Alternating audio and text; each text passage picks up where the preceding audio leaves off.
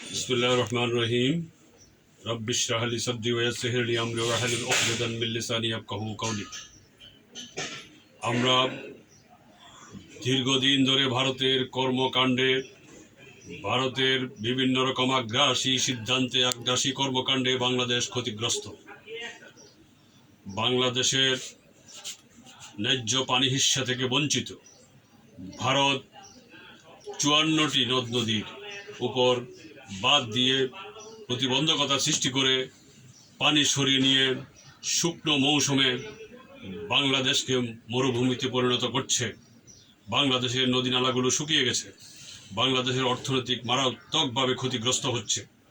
আমি বর্তমান সরকারকে বলবো, অবশ্যই ভারত সরকারের কাছে দাবি তুলতে হবে, আমাদের পানির ন্যায্য হিস্যা দিতে হবে।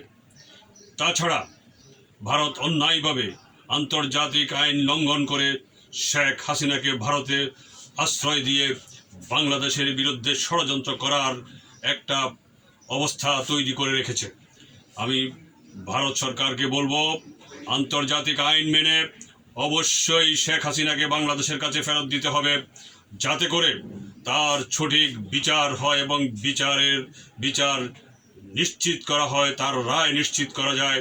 সেই জন্য ভারত অতি সত্বর শেখ হাসিনাকে বাংলাদেশের কাছে ফেরত দিতে হবে, আন্তর্জাতিক আইন মানতে হবে।